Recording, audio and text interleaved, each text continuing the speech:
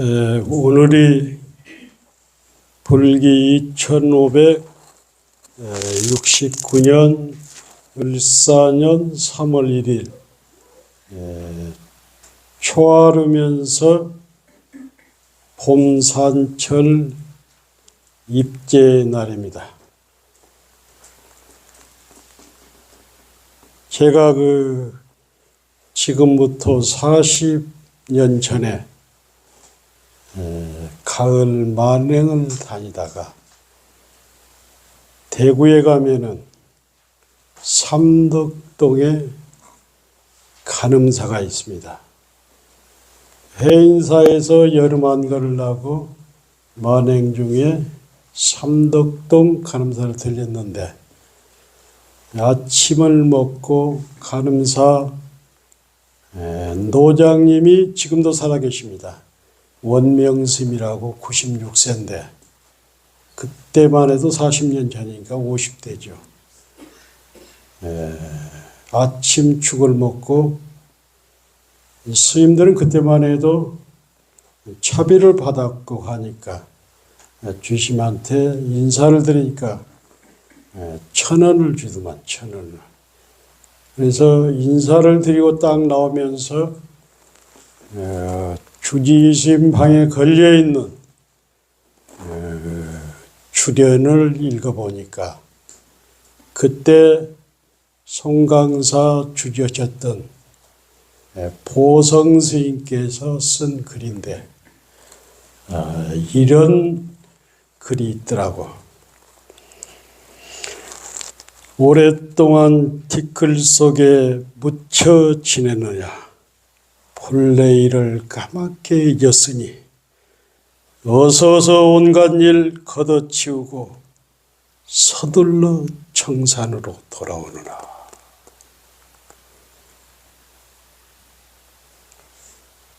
그 얘기를 듣고 그 글을 듣고 저는 돈 1,000원을 가지고 해인사에 다시 들어갔습니다. 1982년도 성철 스님이 종정을 81년도에 대한불교 종정을 했고 82년도에 해인사에 들어가니까 선원장에 정명스님, 입승의 무여스님, 청중의 원흉스님, 천진스님, 보광스님 여러 구참들하고 해인사는 태설 땅에서 산철을 했습니다. 하루 14시간씩 정진하고 그리고 매일 500배씩을 하고 치는 것 같아요. 그래서 그때 들어가서 한 3년 가까이를 지낸 것 같아요. 청산으로 돌아가라. 어떤 일이 있어도 빨리 마치고 청산으로 돌아가리라. 수행자는 좌복에서 대중과 함께 사는 것이 청산으로 돌아가는 겁니다.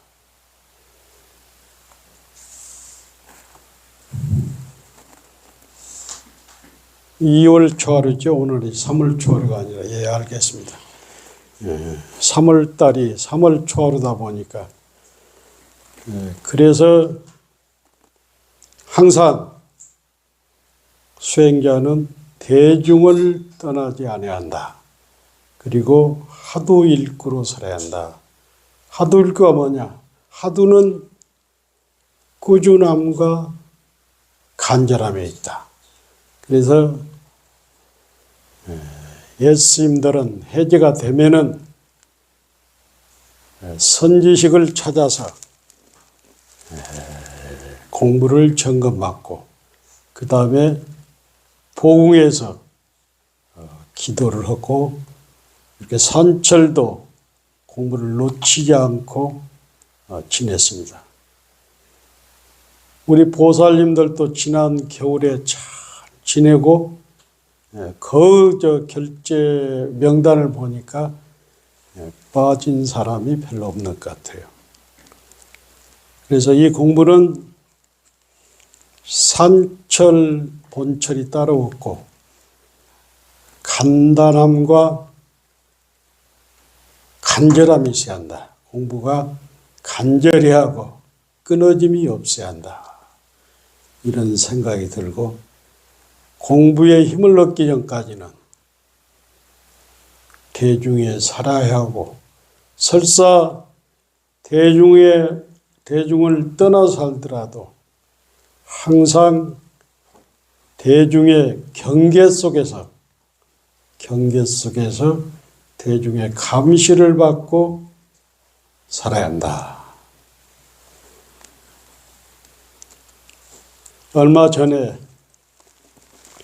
며칠 전에 사당동 정안사에서 해인사 수자를 지냈던 언융 스님의 육주기 탈해제에 다녀왔습니다. 언융 스님 같은 경우는 청담 스님의 신신명 강의를 조계사에 듣고 해인사 성철문화에 출가해서 45년 동안 해인사를 떠나지 않고 매일 300배를 하고 중간에 12년 동안 장자부라고 했던 스님인데 가보니까 상자들도 많이 왔고 문도들도 많이 왔는데 건강이 안 좋아가지고 일찍 열반했는데 안타깝죠. 또 그분께서는 그 서장을 나름대로 번역 윤문해가지고 대중에게 보시를 했고 단 한 번도 대중을 떠난 적이 없죠. 그리고 거기를 거쳐서 세민 스님한테 갔는데 세민 스님은 72살에 은사인 지간 스님이 돌아가시는 것을 보고 발심해가지고 72살에 백담사 문문관에 가서 사마를 하고 해인사 가서 지금 10년을 살고 있는데 올해 86인데도 대중과 같이 똑같이 정진하고 용맹 정진도 함께 했다고 그래요. 왜 이런 얘기를 하냐면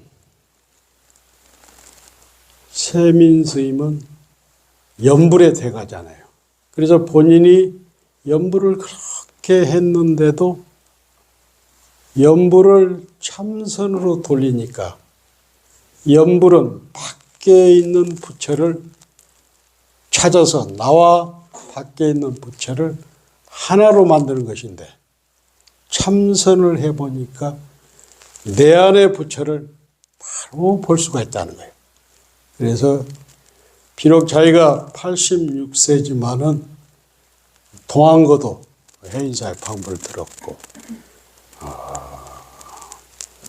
연불보다는 참선이 훨씬 수승했기 때문에 자기는 연불을 하도 참선으로 바꿨고 본인이 공부할 때는 그 당시에 법전 스님이 계셔가지고 법전 스님한테 공부를 지도를 받았다는 거예요. 이분의 그 비결을 보니까 지금도 매일 108배를 하고 하루에 10,000보에서 15,000보를 걸어요. 그래서 건강의 비결은 부처님 전에 108배와 10,000보를 걷는 거라. 그래서 지금 86세지만은 어떤 젊은 사람들보다도 더 건강하고 또 동안 거를 그렇게 여름한 거를 방부를 드렸다고 그래요. 그래서 비록 스님이 연세는 86이 됐지만은 72세에 발심해서 그 연부를 참선으로 무자하도록 이렇게 돌려서 공부를 하다 보니까 아마도 죽을 때는 자기가 화두를 들고 죽을 것 같다고 하면서 이 참선으로 자기 공부를 돌린 것을 굉장히 어떤 인생의 어떤 터닝 포인트라고 그런 말씀을 했습니다. 만공 스님의 제자 중에 보월 스님이 있는데 보월 스님이 실질적으로 만공 스님의 법제자라. 이 보월 스님이 어렸을 때 결혼을 했단 말이에요. 그래가지고 어느 날 서산에 해미장에 간 거래요.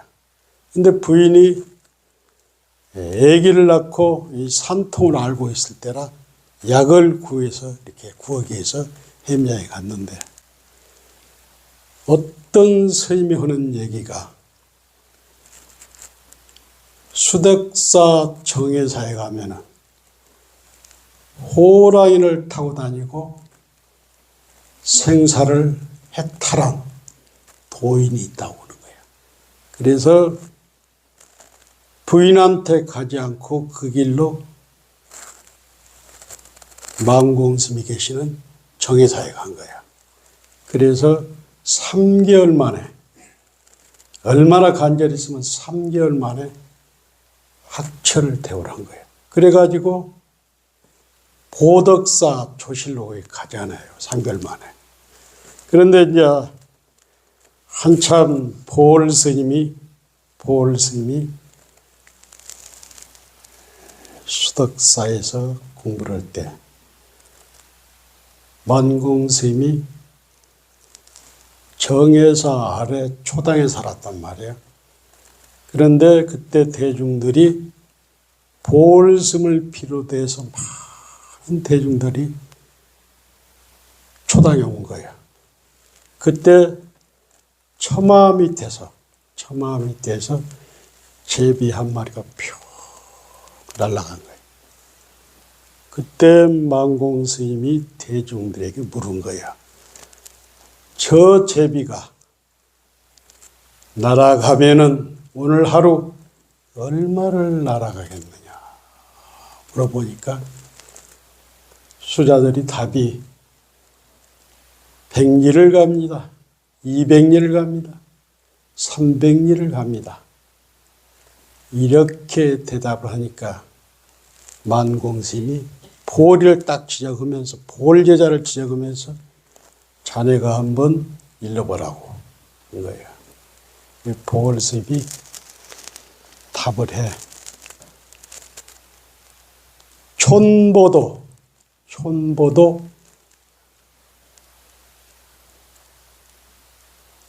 떠나지 않았습니다. 촌보 분리 한 발짝도 떠나지 않았습니다. 그러니까 만공스님이 보리가 바른 답을 했다고 그래요. 보월스님은 보덕사에 가서 임종을 하죠. 그때 그 만공집에 나오죠.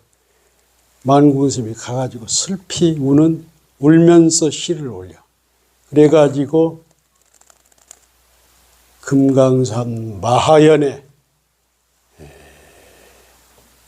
금오 스님을 불러 사람을 보내서 금오 스님과 법그량을 통해서 금오 스님한테 법을 인가를 해요. 그래서 경어, 만공, 보홀, 금오, 월산 이렇게 법이 내려오지요. 그래서 요즘 금오문중이 쉽게 말해서 법주사, 금산사, 수덕사에서 법을 나르고 있죠.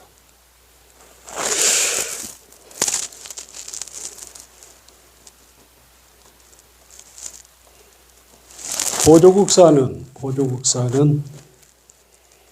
단지불의 시적견성이라고 했습니다. 다만 알지 못한 것을 아는 것을, 알지 못한 것을 아는 것을 견성이라고 했고, 임재 스님은 자성은 우리들의 자성은 형상이 없다, 무형이라고 했고, 단경에는 이런 얘기가 나옵니다. 육조단경에는 토불은 흙으로 만든 부처는 물을 건널 수 없고, 목불은 불을 건널 수 없고, 철불은 용광로를 건널 수 없다. 자성진불이다. 자성이 진불이다. 이게 육조단경의 핵심은 나의 자성, 나의 성품이 바로 진짜 부처라는 얘기. 그래서 단경의 마지막에는 무념이종하고 무상이체하고 무주이본하라 이렇게 나오죠. 망념이 없는 무념을 종으로 삼고 상이 없는 것을 본체로 삼고 머무림이 없는 것을 근본으로 삼으라고 했습니다. 그래서 부처는 밖에 있는 것이 아니라 내 안에 자성진불이라. 자성진불을 화두를 통해서 만날 수가 있는 거라. 제가 중2 돼가지고 얼마 안 돼서 향곡 스님이 돌아가셨습니다. 일주기 때 원래묘 간음사를 갔죠. 그래가지고 월산 스님께서 상담 법문했습니다. 뭐라고 했냐면 향곡 스님 지금 어디에 계십니까? 하니까 시대중은 일러보라 하니까 진제 스님이 40대 중반의 진제 스님이 손을 딱 들면서 제가 말씀 일리겠습니다. 일르라고 하는 거예요. 향곡 스님 지금 어디에 계십니까? 진제 스님 답이 뭐라고 하냐면 출래 초자청이라. 봄이 와도 봄이 오니 풀이 스스로 푸르다는 얘기입니다. 제가 마지막으로 한 말씀 하겠습니다.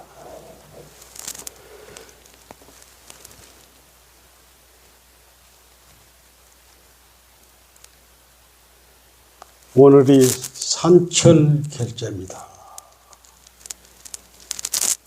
결제가 무엇이냐고 누가 나에게 묻는다면 나는 이렇게 대답하겠습니다. 출래 불사춘이다. 봄이 와도 봄은 왔는데 봄이 아니다. 마치겠습니다.